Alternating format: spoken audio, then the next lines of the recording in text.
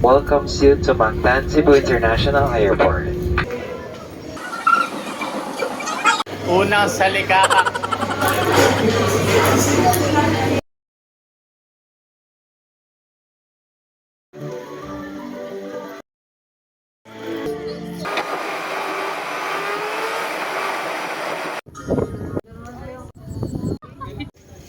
Sir, where are you from, sir? Pampanga. Pampanga.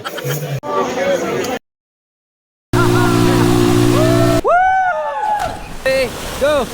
Woo! Wow! Hey, go! Woo! Ito, nag-enjoy kami ni Pops Brian. Yes. Dito sa Wonder Falls Canyoneering, dito sa Alegria, Cebu. Yan, so kung gusto nyo ma-experience ang ganitong moment, Yes. magpabook na kayo sa RR Travelcation. Let's Yeah. go!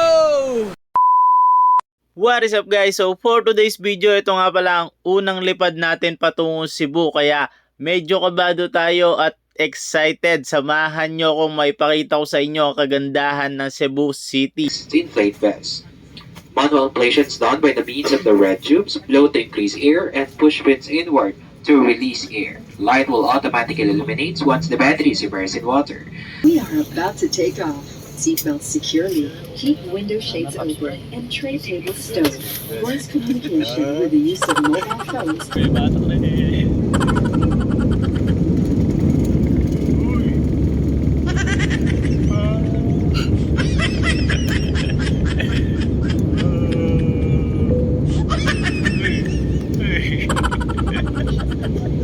Bebanking ya, bebanking ya. Ay, ay, ay, bebanking ya, bebanking. Ay, bumebanking. Bebanking ya,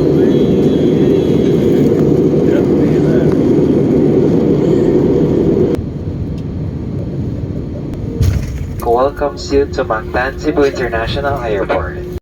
Yun, so finally nakalapag na tayo dito sa Mactan, Cebu at ang una nating target is makahanap ng kanilang napakasarap na lechon. So nandito tayo ngayon sa House of Lechon mga idol, dito yan sa Cebu. So titikman natin ang kanilang pinagmamalaking lechon dito. Tara, samahan nyo ako mga idol, ipapakita ko sa inyo. At nang matakam kayo sa kanilang napakasarap na lechon dito, syempre subukan natin yan kung totoo nga ba ang sinasabi nila. Let's go! Sheesh! Ito na nga pinakahihintay natin. Ma-unlock na natin ang Lechon Cebu mga idol. At syempre kasama natin dyan ang RR Travelcation Team and also Exploring Philippines. Kaya ano pang hinihintay natin? Wag na natin patagalin. Ito na ang unang salikakak. Unang salikakak. Solid. Solid.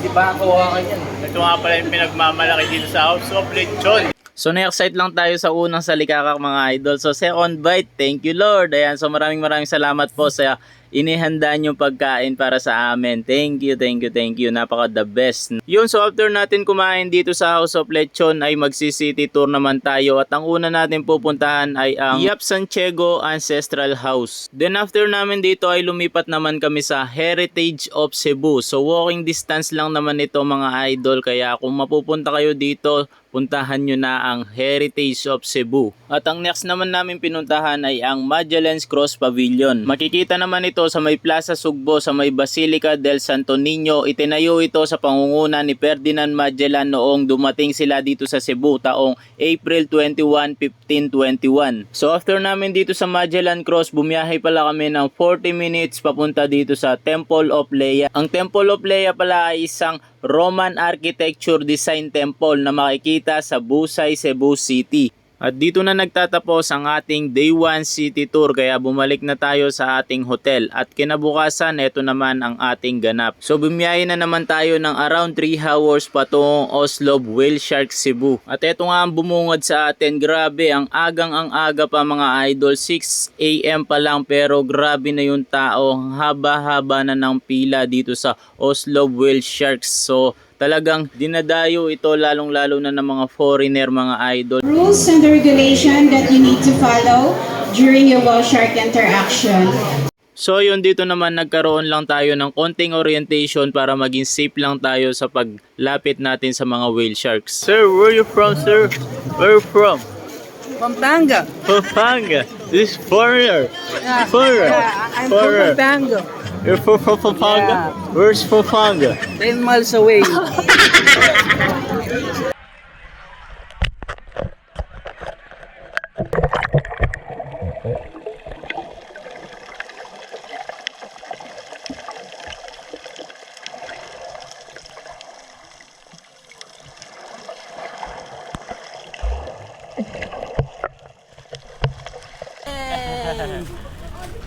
Daming whale shark! Ang lalaki! Larga! Larga! Yun, so after natin dito sa Whale Sharks, larga naman tayo patungong Canyoneering Adventure sa Sangi, Alegria, Cebu. Sasakay pala tayo ng habal-habal dito. Ayan, so sasakay tayo ng habal-habal papunta sa lahat mga idol. Let's go. Oh, 10 minutes! Hey, habal-habal baby!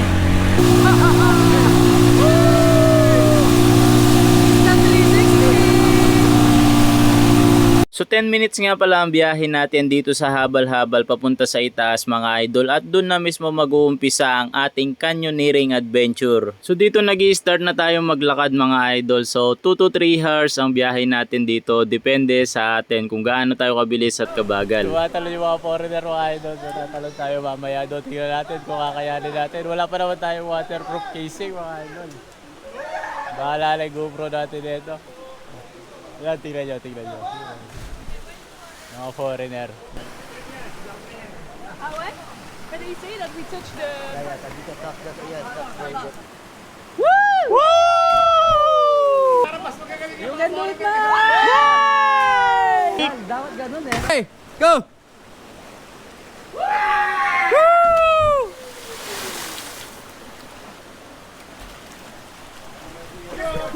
Solid. Ay. Dulas. Naiwan yung bayar ko. 1, 2, 3, go!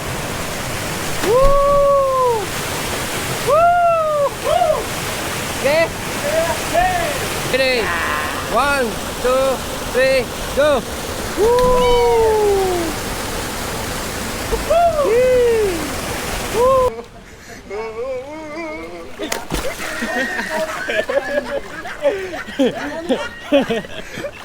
Alright!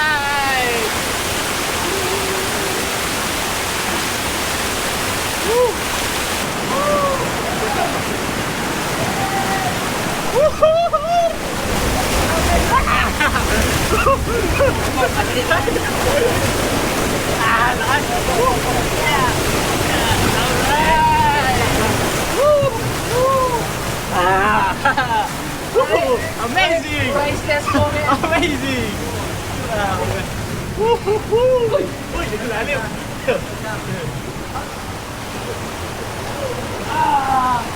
Yeah!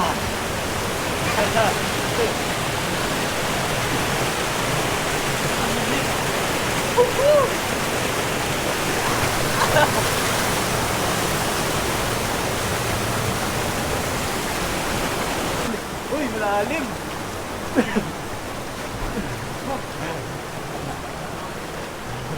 Tatalon ulit! Takbo talon. Takbo talon! Takbo talon! Run and jump! Agad? Again? Run and jump! Again and again! Woohoo!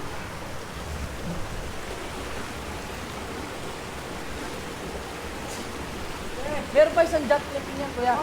O last na to? Last na to. 1, 2, 3, go!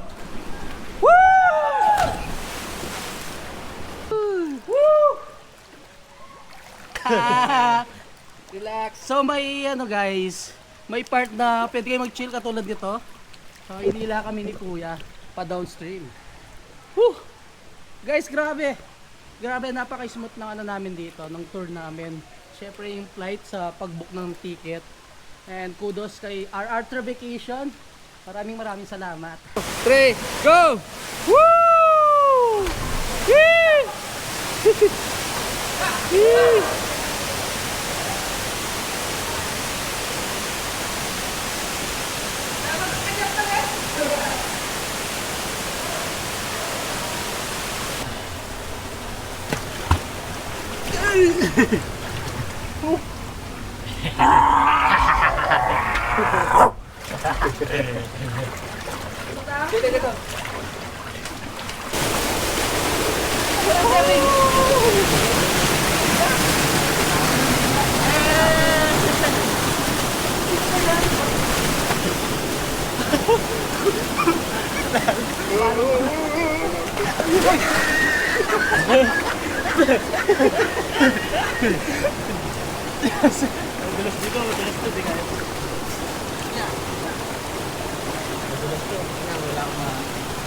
Yun.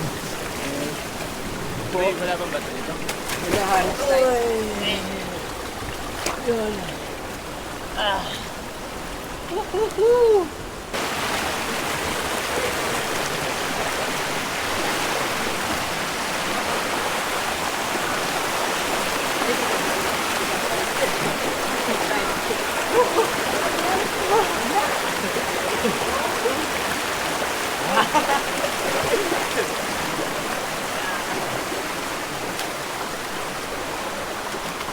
Wala lalim ng ano niya. Wala kasing ano. Namigaran na ba?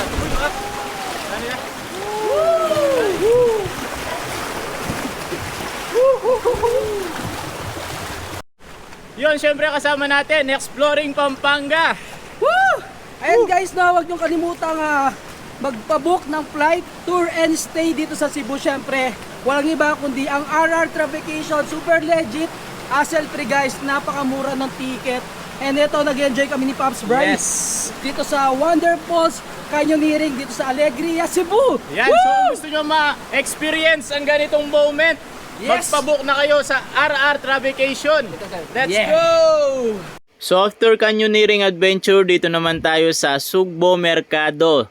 Food trip naman tayo ngayon mga idol. Deserve natin kumain ng marami dahil sobrang pagod pero super enjoy naman ang ating canyoneering adventure. Syempre maraming salamat sa RR Travelcation. At dito na nagtatapos ang ating day 2 tour adventure. So kinabukasan, ito na ang ating third day. Nagpunta tayo sa pamilihan ng mga isda at bumili tayo ng danggit, pasalubong at tuyo at mga souvenirs like keychain and t-shirts. At dito na nagtatapos ang ating 3 days stay in Cebu. Kaya maraming salamat sa solid experience. Napakaganda ng Cebu. Kaya kung gusto nyo rin ma-experience ito, book your flight and tour and stay sa RR Travelcation.